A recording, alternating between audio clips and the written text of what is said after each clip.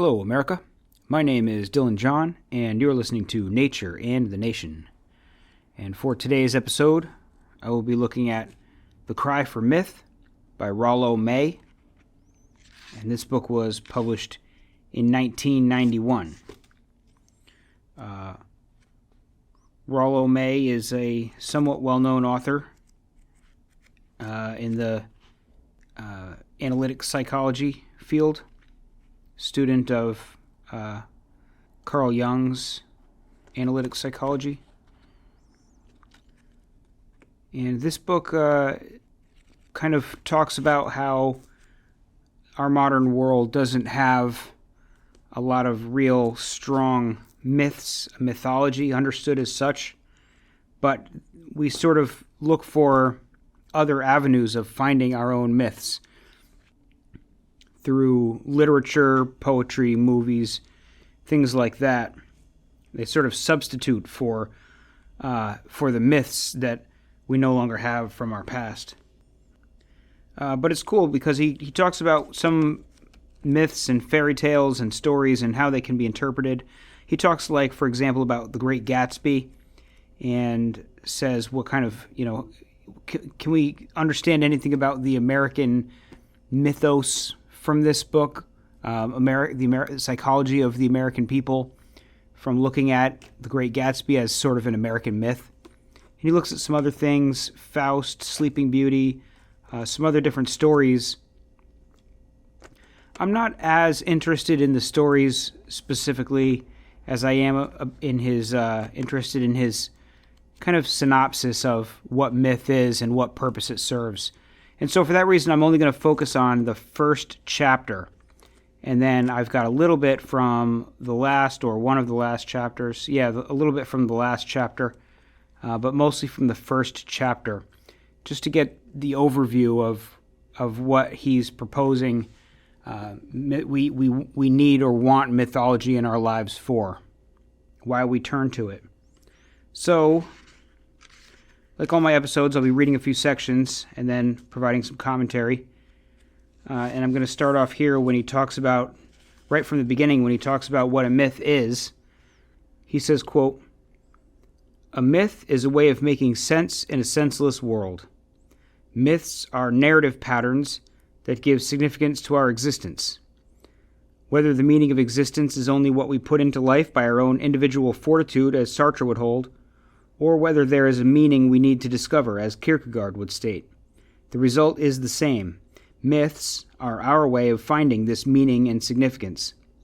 Myths are like the beams in a house, not exposed to outside view. They are the structure which holds the house together so people can live in it. Myth-making is essential in gaining mental health, and the compassionate therapist will not discourage it. Indeed, the very birth and proliferation of psychotherapy in our contemporary age were called forth by the disintegration of our myths. Through its myths, a healthy society gives its members relief from neurotic guilt and excessive anxiety. In ancient Greece, for example, when the myths were vital and strong, individuals in the society were able to meet the problems of existence without overwhelming anxiety or guilt feeling. Hence we find the philosophers in those days discussing beauty, truth, goodness, and courage as values in human life. The myths freed Plato and Aeschylus and Sophocles to create their great philosophic and literary works, which come down as treasures for us today. But when the myths of classical Greece broke down, as they did in the 3rd and 2nd centuries, Lucretius could see aching hearts in every home, racked incessantly by pangs the mind was powerless to assuage, and forced to vent themselves in recalcitrant repining. We in the 20th century are in a similar situation of aching hearts and repining. Our myths no longer serve their function of making sense of existence.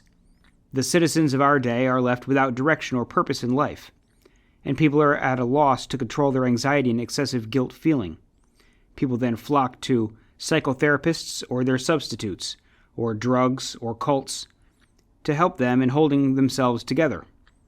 Hence the psychologist Jerome Bruner can write, "For when the prevailing myths fail to fit the varieties of man's plight, frustration expresses itself first in mythoclasm and then in the lonely search for internal identity. This lonely search for internal identity is a widespread need which gives rise in our society to the development of psychoanalysis and the many forms and promises of psychotherapy and the multitude of cure-alls and cults, constructive or destructive as they may be." End quote. So really he's saying that in ancient Greece, myths were something that were a part of everyone's life and helping them figure out what life's meaning was, what they should do with their lives, why they should do things. He describes it as myths as forming like the structure of a house, the beams of a house that hold the house together. They're not necessarily available to the naked eye, but they're there and you can see their shapes and how the house holds together. But it's the myths that form the structure that keeps the house intact. And that when myths begin to lose their relevance to people, when people begin to doubt the myths or they no longer feel that they apply, he says this happened in the 3rd and 2nd centuries in ancient Greece. Myths started to no longer have their hold on people, and the result was aching hearts. He says aching hearts and recalcitrant repining. And he says we have a similar situation now because our myths no longer serve their function. Now, obviously, there are people who are Christians who believe that their mythology, their religion of Christianity, the story thereof, does serve its modern purpose. But there are an awful lot of people that I think only are Christian in name. They don't really buy in wholeheartedly into the story, at least to some extent. Certainly the number of Christians are declining. But the theory here is that the Christian myths or the myths of the modern world are not serving their purpose. And that's why we have all the psychotherapy and the drugs and cults and different people attempting to make meaning of their lives and filled with anxiety or guilty feelings. That he says when the prevailing myths fail to fit the varieties of man's plight, frustration expresses itself in mythoclasm and then in the lonely search for internal identity. What does that mean? Myths fail to fit the varieties of man's plight. Well, in some sense, the problems that we face today are similar to problems that have always been faced, and so there's an echo in our struggles and in the myths. But in another sense, our life today is so vastly, vastly different from all of the time periods when myths were being made, that the characters of the myths don't live lives like our own. They come from a totally different world when we talk about religious mythology.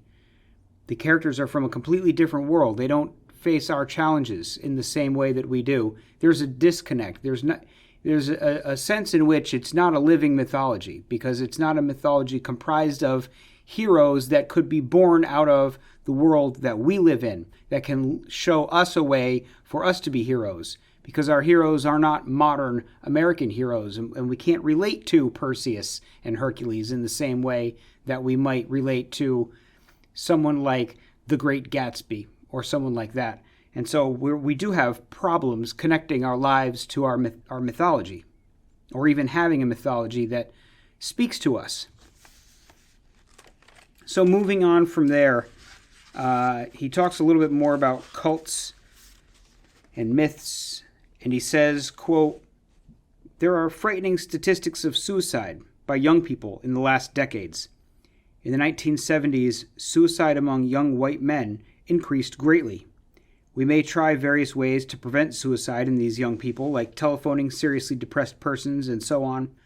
But as long as the highest goal remains making money, as long as we teach practically no ethics by example in home or in government, as long as these young people are not inspired to form a philosophy of life, and as long as television is overloaded with aggression and sex with no mentors in learning to love, as long as these obtain, there will continue to be among young people such frightening depression and suicide." At a graduation speech at Stanford University recently, the student speaker described his class as not knowing how it relates to the past or the future, having little sense of the present, no life-sustaining beliefs, secular or religious, and as consequently having no goal and no path of effective action. As long as our world and society remain thus empty of myths, which express beliefs and moral goals, there will be depression and suicide. We shall refer in a later chapter to some reasons for this ethical emptiness. Here we only assert that the lack of myths is a lack of language even to begin to communicate on such issues. In such directionless states, we find ourselves near the end of the 20th century. It is not surprising that frantic people flocked to the new cults or resurrected the old ones, seeking answers to their anxiety and longing for relief from their guilt or depressions, looking for something to fill the vacuum of their lives. They also beg for guidance from astrologers, or they grasp at superstitions from the primitive past, however reminiscent of the age of witchcraft. Our 20th century was originally heralded as the age which would be graced with rationalism, the age when enlightened education would be widespread, religion would at last be cleansed of all superstition, and would be itself enlightened. Indeed, almost all the fond aims of the Enlightenment have been at least partially realized. We have great wealth for some people, freedom from tyranny as a goal for most people in the West, dissemination of science ad infinitum. But what has happened? As a people, we are more confused, lacking in moral ideals, dreading the future, uncertain what to do to change things or how to rescue our own inner life. We are the best informed people on earth, Archibald MacLeish proclaims. We are deluged with facts, but we have lost or are losing our human ability to feel them. We know with the head now, by the facts, by the abstractions. We seem unable to know, as Shakespeare knew, who made King Lear cry out to blinded Gloucester on the heath, "You see how this world goes," and Gloucester answers, "I see it feelingly."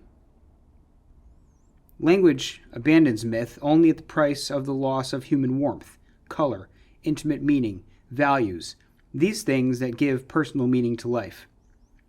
For we understand each other by identifying with the subjective meaning of the language of the other persons, by experiencing what important words mean to them in their world.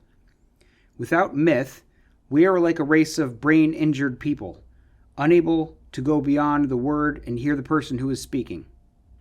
There can be no stronger proof of the impoverishment of our contemporary culture than the popular, though profoundly mistaken, definition of myth as falsehood.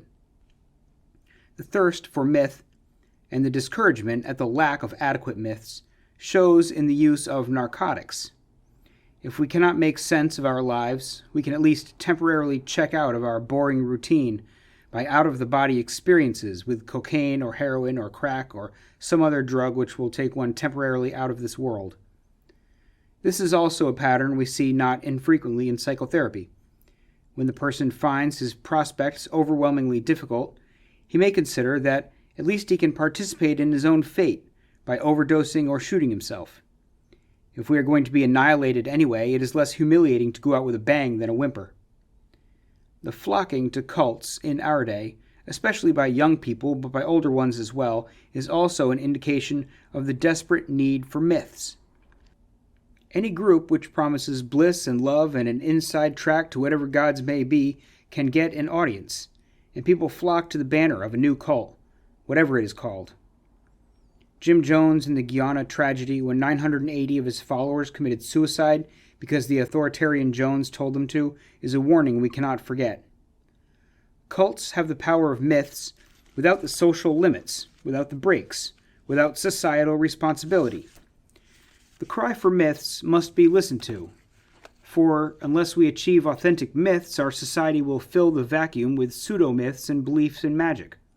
The sociologists inform us of a number of polls in the 1960s and 1970s which showed that the belief in God was decreasing and the belief in the devil increasing. This is a reflection of the passion for cults by people who feel our society is disintegrating and need to have some way of explaining it.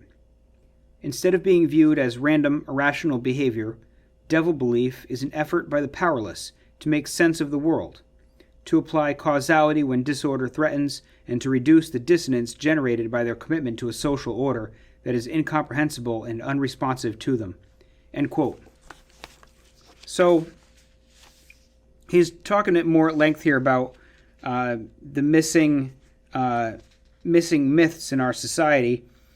And he quotes someone who was giving a graduation speech at Stanford, who was talking about how the students don't have any way of relating to the past or future. They don't have a sense of the present. They don't have any life-sustaining beliefs, and they have no path of effective action. A sort of wandering, a sort of aimless wandering, because people are so disconnected to myths or social components that would provide them with some more concrete sense of what they should be doing.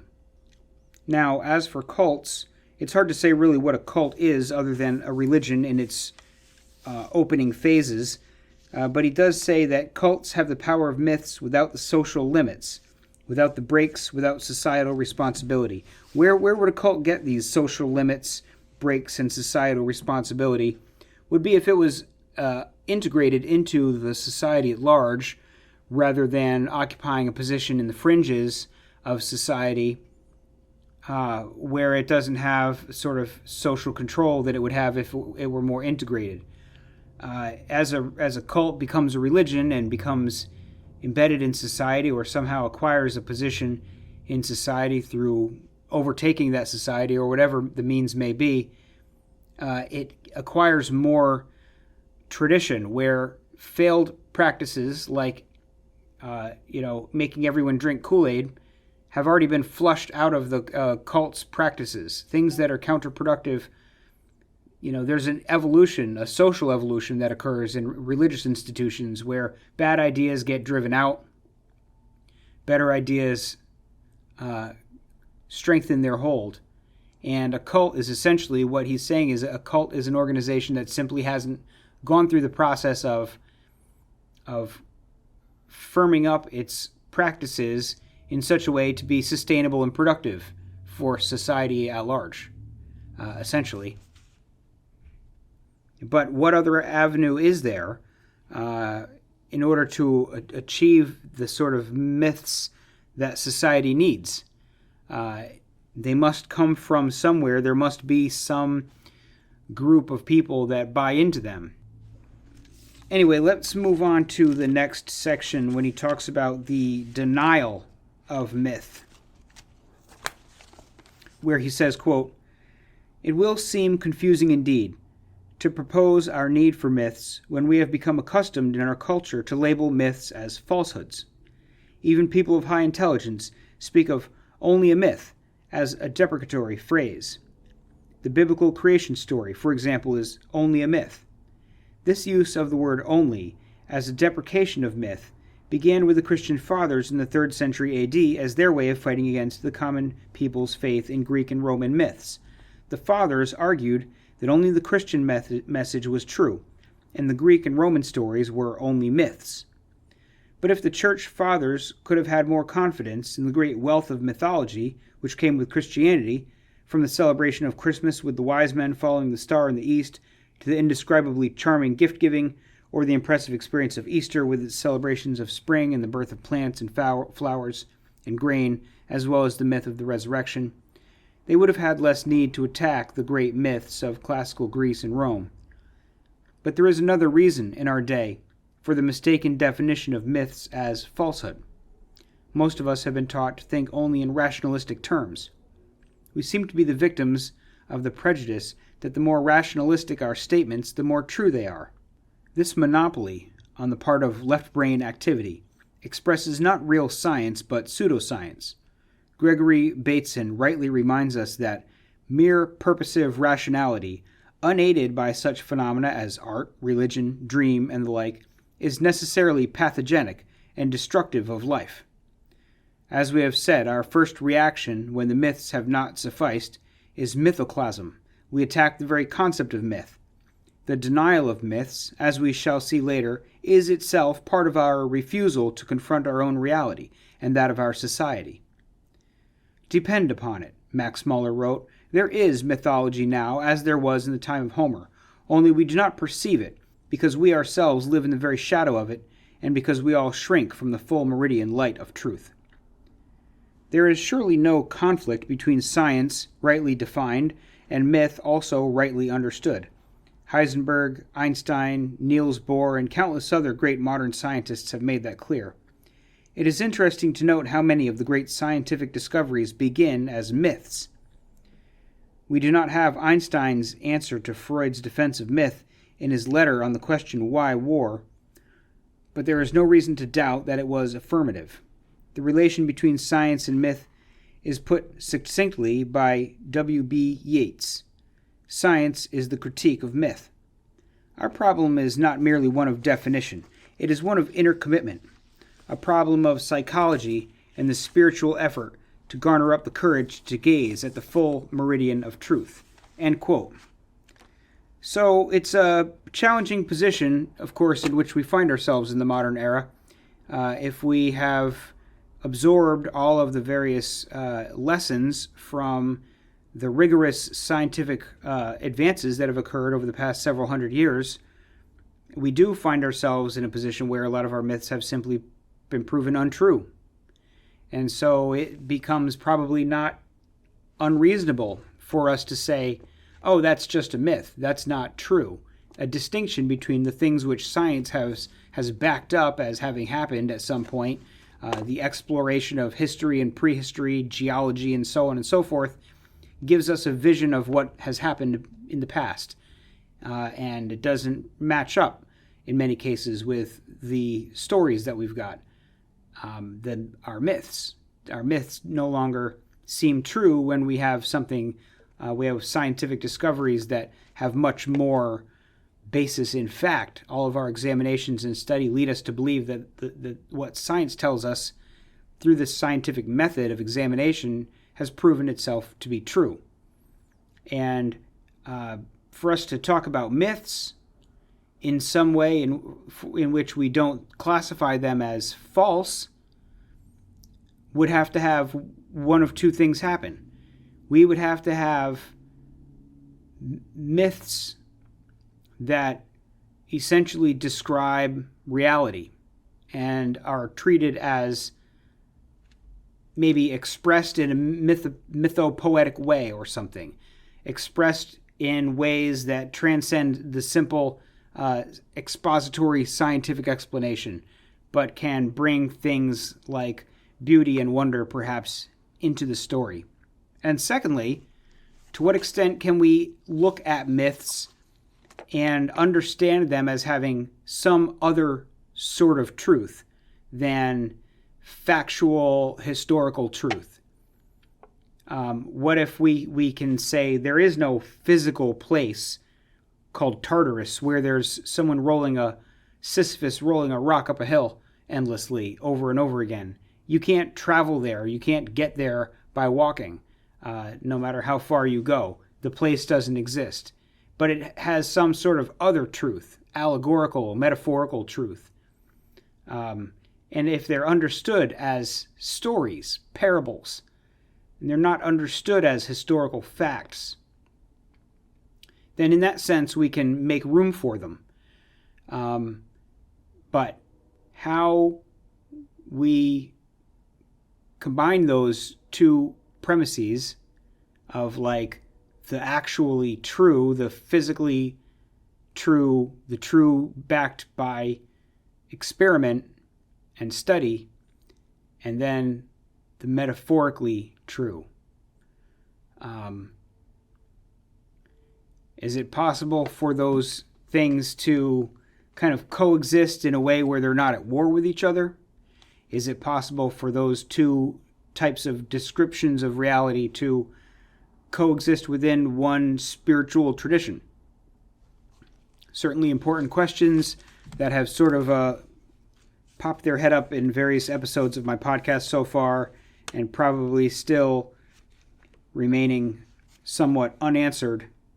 Probably will continue to remain somewhat unanswered, although bit by bit, I like to think that here and there, at the very least, defining the problem is the first step toward solving the problem. So let's continue from there. This section is called Myth as Our Glimpse of Infinity. And in this section he says, quote, "There are, broadly speaking, two ways human beings have communicated through their long and fitful history. One is rationalistic language. This is specific and empirical and eventuates in logic. In this kind of communication, the persons who are speaking the words are irrelevant to the truth or falsehood of what they say. A second way is myth. The myth is a drama, which begins as a historical event and takes on its special character as a way of orienting people to reality. The myth or story carries the values of the society. By the myth, the individual finds his sense of identity, as we shall see in Chapter 2. The narration always points toward totality rather than specificity. It is chiefly a right brain function. By their myths, we could say, we shall know them. The myth unites the antinomies of life, conscious and unconscious, historical and present, individual and social. These are formed into a narration, which is passed down from age to age. Whereas empirical language refers to objective facts, myth refers to the quintessence of human experience, the meaning and significance of human life. The whole person speaks to us, not just to our brain. In mythic films, one can leap over centuries and find oneself in ancient Rome or walking with Socrates in the streets of ancient Athens. Or one can leap ahead into the future of spaceships. This is why films, the movies, are a special art of the 20th century. Or the moods can change instantaneously as the film artist indicates. Mythic films like Platoon can make horrible, unbelieving experiences come to life. The deafening noise, the unending jungle, the drugs, the snakes, the rape, the blood and the profanity, the cruelty of the otherwise nice young men just out of college, and with all the human qualities of the soldiers caring for each other or shooting each other. That was the myth. Nor is myth just these symbols. They must be arranged as a narration, which speaks to our conscious and subconscious. This and other films communicate a picture, which is put together into the essence of the myth. The result is a soul-shaking narration, in which we are not fighting the enemy, but fighting ourselves, as one of the characters in Platoon remarks near the end. With these films, many veterans heaved a great sigh of relief and murmured, "That was Vietnam." The film Platoon presents what Jung would call the shadow, and I have called, in Love and Will, the daimonic. Millions of words were used to describe, in 1987, the falls from grace of James Baker and Jimmy Swaggart, two of the leaders of the wing of fundamentalist religion. But when one name, Elmer Gantry, was used, people immediately understood. Elmer Gantry is the myth of a clergyman who gets involved in illicit sex and the misappropriation of funds, created by Sinclair Lewis and presented by him in the novel by that name in 1926, half a century before Baker and Swaggart. Thus, the myth, as Thomas Mann put it, is an eternal truth, in contrast to an empirical truth. The latter can change with every morning newspaper when we read of the latest discoveries in our laboratories, but the myth transcends time. It does not matter in the slightest whether a man named Adam and a woman named Eve ever actually existed or not. The myth about them in Genesis still presents a picture of the birth and development of human consciousness, which is applicable to all people of all ages and religions. Myth is not an art, though it is used in all the arts. It promises more. Its methods and functions are different. Myth is a form of expression which reveals a process of thought and feeling, man's awareness of and response to the universe, his fellow men, and his separate being. It is a projection in concrete and dramatic form of fears and desires undiscoverable and inexpressible in any other way. Oedipus was an archaic Greek tale, which in Homer's narration took on the proportions of a myth, and through the pen of Sophocles became the myth of the hero who seeks his own reality, a pursuit which in our day is known as the search for identity. The man who cries, "I must find out who I am," as does Oedipus, and then revolts against his own reality, stands not only for the Greeks, but for all of us in our ambivalent struggle to find our identity. Hence, Freud used the myth of Oedipus as central in his contemporaneous psychology.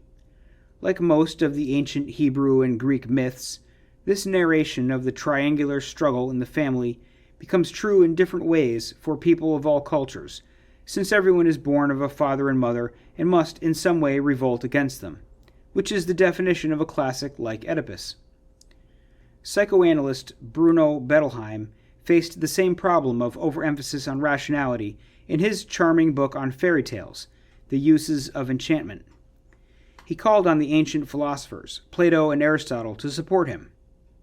Plato, who may have understood better what forms the mind of man than some of our contemporaries who want their children exposed only to real people and everyday events, knew what intellectual experiences make for true humanity.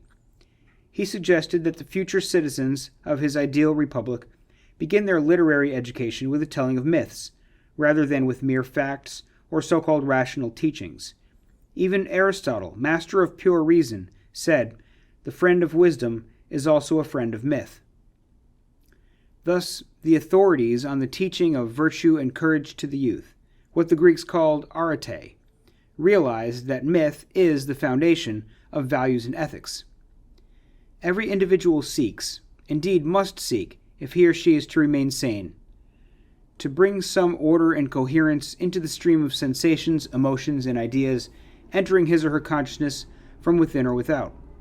Each one of us is forced to do deliberately for oneself what in previous ages was done by family, custom, church, and state, namely, form the myths in terms of which we can make some sense of experience. End quote. Okay, so there's a couple of important things in there. He talks a little bit about Platoon, and I just want to mention one thing that I thought was really interesting from a movie. I think it's called Reign of Fire, where there's some characters that are like reenacting the story of Star Wars, because they had heard it, they had seen the movies when they were young. Everybody knows the story of Star Wars, or comes to know the story of Star Wars over time, and Luke Skywalker and Darth Vader and Yoda and the whole nine yards, especially those first original three movies. People know the story, and it's sort of got a mythological component to it. And in this post-apocalyptic world where the televisions don't work, they've kind of turned Star Wars into a theater event for the kids. They're going through the motions of telling the story using sort of makeshift props, and that's the process by which these things become myths. They go from like movies to myths. They're retold and retold again and again. They change bit by bit in every retelling. Certain parts of them, through the oral tradition, they change bit by bit. And that's kind of like how myth becomes a part of a community. A different community tells different stories. They tell them in a different way. So long as these things are stories that get told to us once, and then the organization has the copyright, and you can't tell that story again in any real form without permission, there's a restriction there on the process of retelling that allows myths to change and reconstitute themselves in such a way that they do fit the needs of the community. They do fit the problems and trials of members of the community, because they've been fine-tuned through the retelling. And as society shifts and as the circumstances shift a little bit here and there, so too do the myths shift a little bit here and there to fit the needs. It doesn't work as well when they're simply put down in form. One person has the idea, one person thinks the story of Platoon, or one person thinks the story of The Great Gatsby, or one person thinks the story of Faust, even in that case usually drawing on folklore, but nevertheless, in many cases, like Star Wars, the story is told one time, and then it cannot be retold. Now, in some instances, it changes. Like the origin of Spider-Man has probably been told a couple times, and there's certain things that have to be told in certain ways. At any rate, it's all intellectual property, and it's owned by certain organizations, and they control how it's retold, and it cannot enter the popular lexicon in its entirety so long as it remains in that form. It cannot enter the world of myth or fairy tale if it's stuck in copyright law. And yeah, he says a myth is an eternal truth in contrast to an empirical truth. The latter changes every morning newspaper, so the empirical truths are changing as we discover new things. They're contingent. He says the myth transcends time. And it doesn't matter whether Adam and Eve ever actually existed, because the myth presents a picture. And yet it's been told, the story's been told for many generations with the assumption that Adam and Eve do exist. And therein lies the challenge, to treat things as myths, allow them to become myths, allow them to evolve in the way that myths evolve, allow them to serve the roles that myth serves, while simultaneously recognizing them as belonging to the world of myth and not belonging to the world of empirical fact. Therein lies the challenge. But yeah, he does recall Plato and Aristotle, and especially Plato in the Republic, when he talks about how here are the myths that we're going to give our kids. Here are the other stories of the poets that we are not going to allow. So Plato in the Republic theorizes having a very strict control over what myths are told, because he knows that people grow up and shape their beliefs about what is good and bad. Their values are shaped by the myths that they learn, particularly the myths that they learn in their youth that express the values of the society. And Plato, in trying to have this total control over his society, like he describes, wants to have that total control over the mythology. Obviously, the free evolution of myth is in contrast with authorities who want to totally control what myths are shared and what myths are repressed. But society doesn't really belong to its leaders to make those decisions. Trying to shape the myths like that probably is essentially impossible, although that won't stop them from trying. Anyway, let me jump forward quite a bit to the end of the book. There's a little bit in the end here that I want to read. When he talks a little bit about mortality. And so, in this section, he says, quote, "A great number of myths refer to life after death, such as the resurrection, the Neoplatonic concepts of immortality, the many Hindu myths, the Sufi, the new forms we may assume in future lives, and so on. We shall not deal with these myths of immortality here. Instead, we shall direct our attention to the charm of mortality. It is both significant and surprising in Greek myths that many times significant persons are offered immortality, but choose mortality instead. One myth in which mortality is found to have charms is the story of Amphitryon. This myth is presented in modern times in a drama entitled Amphitryon 38, since such a multitude of versions of the myth have already been produced. The story goes as follows. Zeus has fallen in love with the wife of Amphitryon, a young Greek general in the Greek army. Zeus cannot tear himself away from looking down on earth at her shadow through her window. He moons around atop Mount Olympus, almost beside himself with his frustrated passion.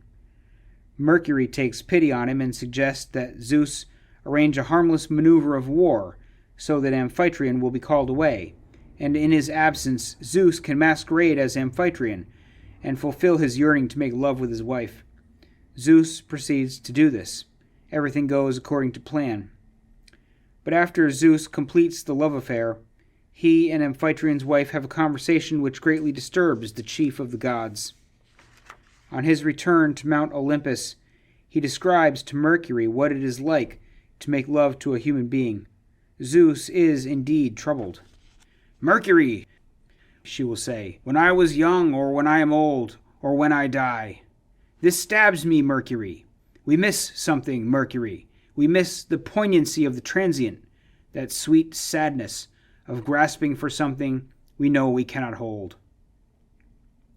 This arguing for the charm of mortality gives us pause. Our compassion for other people arises from our awareness that we too are on this spinning globe for 70 or 20 years, and then we bid goodbye to the world. Erich Fromm used to argue that fear of death is fear of not living out one's present life, which is akin to the above idea. There are assets to being mortal, that we experience our own loneliness, and as Zeus said, the poignancy of the transient, the sweet sadness of grasping for something we know we cannot hold. Our mortality, then, has a certain strange charm. Abraham Maslow once wrote to me after his major heart attack, "My river, the Charles River, which flowed past his back porch, was never so beautiful as after my heart attack. I wonder if we humans could love passionately, if we knew we'd never die." This is another asset of mortality. We learn to love each other. We are able to love passionately because we die. I recall once taking a walk with the great theologian and philosopher Paul Tillich when he was in his late 70s and had not many more years to live. "Paulus," I asked, "are you afraid of dying?" His expression did not change as he answered, "Yes, everybody is. Nobody has ever come back to tell us." I continued, "What is it about death that you fear?" He answered, "The loneliness. I know I will never see my friends and family again." Whatever happens after we die, as Tillich says, no one has come back to tell us, we achieve a stimulus from the fact that we know we have only a few years to live on this earth.